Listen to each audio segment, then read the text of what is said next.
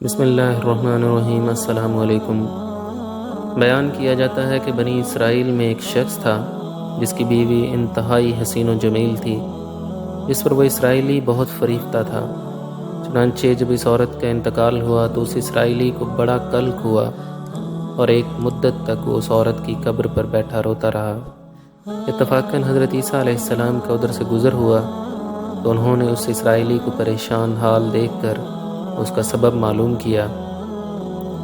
جب اسرائیلی نے اپنا واقعہ بیان کیا تو حضرت عیسیٰ علیہ السلام نے دریافت فرمایا، کیا تو چاہتا ہے کہ میں اس کو تیرے لیے زندہ کر دوں؟ اس نے عرض کیا، ہاں حضور، یہی میں چاہتا ہوں۔ چنانچہ جب حضرت عیسیٰ علیہ السلام نے اس قبر کے مردہ کو آواز دی تو قبر سے ایک حبشی غلام جس کے ناک کے نتنوں، آنکھوں اور جسم کے دوسرے سوراخوں سے آگ کی لپٹیں اٹھ رہی تھیں۔ حضرت عیسیٰ علیہ السلام کو دیکھتے ہی غلام نے کلمہ پڑھا کہ لا الہ الا اللہ عیسیٰ روح اللہ۔ اسرائیلی نے یہ دیکھ کر عرض کیا، حضور مجھ سے غلطی ہو گئی، میری بیوی کی قبر تو دوسری ہے۔ یہ سن کر حضرت عیسیٰ علیہ السلام نے حبشی کو حکم دیا کہ تم اپنی قبر میں واپس ہو جاؤ۔ چنانچہ وہ مردہ ہو کر گر گیا اور اس کی قبر کو مٹی سے چھپا دیا گیا۔ پھر حضرت عیسیٰ علیہ السلام نے اس دوسری قبر کی جانب توجہ فرمائی اور حکم دیا کہ اے صاحب قبر، اللہ کے حکم سے زندہ ہو جا۔ چنانچہ قبر پھٹی اور اس سے ایک عورت سر سے گرد جھاڑتی ہوئی باہر آ گئی۔ اس کو دیکھ کر اسرائیلی بولا کہ یا روح اللہ، میری بیوی یہی ہے۔ اور حضرت عیسیٰ علیہ السلام کے حکم سے وہ اسرائیلی اپنی بیوی کو ہمراہ لے کر واپس ہونے لگا، مگر عرصہ سے جاگا ہوا تھا، اس لیے اس پر نیند کا غلبہ ہو گیا اور اس نے بیوی سے کہا کہ تیری قبر پر گریہ و زاری اور بیداری نے مجھے ہلاک کر دیا ہے، اس لیے میں چاہتا ہوں کہ کچھ دیر آرام کر لوں۔ بیوی کہنے لگی کہ ہاں آپ آرام کر لیجئے۔ چنانچہ وہ اسرائیلی بیوی کے زانوں پر سر رکھ کے سو گیا۔ اتنے میں ایک گھوڑے پر سوار ایک شہزادے کے ادھر سے گزر ہوا۔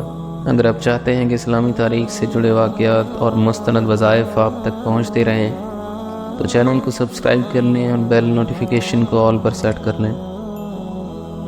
جو اپنے زمانے کا یکتا حسین تھا، جس کو دیکھ کر شہزادی از خود فریفتہ ہو گئی اور اس کا دل قابو میں نہ رہا۔ اس نے شوہر کا سر زانوں سے نیچے رکھا اور فرط محبت و غلبہ عشق سے مجبور ہو کر شہزادے کے سامنے جا کھڑی ہوئی۔ ادھر جیسے ہی شہزادے کی نظر اس پر پڑی، وہ بھی اس کو دیکھ کر اس پر فریفتہ ہو گیا اور عورت کی خواہش پر اس کو اپنے گھوڑے پر بٹھا کر لے گیا۔ چنانچہ اس کے شوہر نے بیدار ہو کر جب اپنی بیوی کو نہ پایا تو نہایت پریشان ہوا اور اس کے ملنے کی تدبیر سوچنے لگا۔ سوچتے سوچتے آخر اس کے نشان قدم پر چل کر اپنی بیوی کو تلاش کر لیا، جو شہزادے کے پاس پہنچ چکی تھی۔ اس کو دیکھ کر اسرائیلی نے شہزادے سے عرض کیا کہ یہ میری بیوی ہے، آپ اس کو چھوڑ دیجئے۔ ابھی شہزادہ کچھ کہنے بھی نہ پایا تھا کہ اس عورت نے کہا، میں تیری بیوی نہیں بلکہ شہزادے کی لونڈی ہوں۔ یہ سن کر شہزادہ اسرائیلی سے کہنے لگا، کیا مجھ سے میری لونڈی کو لینا چاہتا ہے؟ اس نے کہا، خدا کی قسم یہ میری بیوی ہے، اس کو میرے سردار حضرت عیسیٰ علیہ السلام نے مرنے کے بعد میرے لیے زندہ کیا ہے۔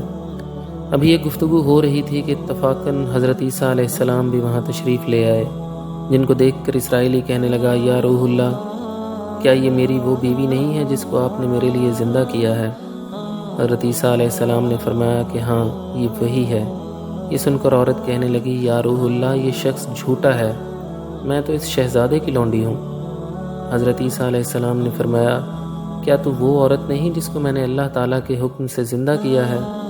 عورت نے کہا، یا روح اللہ، با خدا میں وہ نہیں ہوں۔ اس کے بعد حضرت عیسیٰ علیہ السلام نے فرمایا، جو جان خدا کے حکم سے میں نے تجھے دی ہے اس کو واپس کر دے۔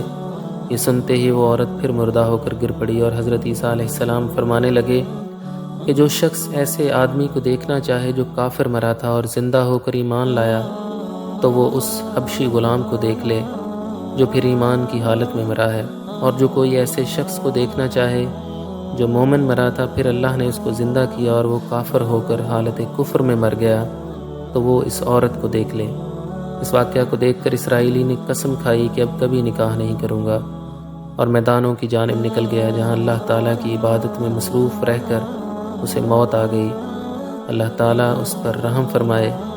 اس واقعہ سے ہمیں سبق ملتا ہے کہ کامیابی اپنے نبی کی اطاعت و محبت سے ہی مل سکتی ہے۔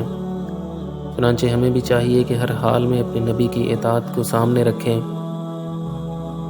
چاہے دل مانے یا نہ مانے، لیکن نبی کریم کے طریقوں کو لازمی اپنایا جائے اور جھوٹ اور فریب سے گریز کیا جائے۔ کبھی بھی اپنی نفسانی خواہشات کے پیچھے اندھے ہو کر نہیں بھاگنا چاہیے۔ ایسا نہ ہو کہ آپ اندھا دھند بھاگتے بھاگتے کسی ایسی کھائی میں جا گریں جہاں سے راستہ صرف اور صرف جہنم کی جانب جاتا ہو اور واپسی کا ٹھکانہ نہ رہے۔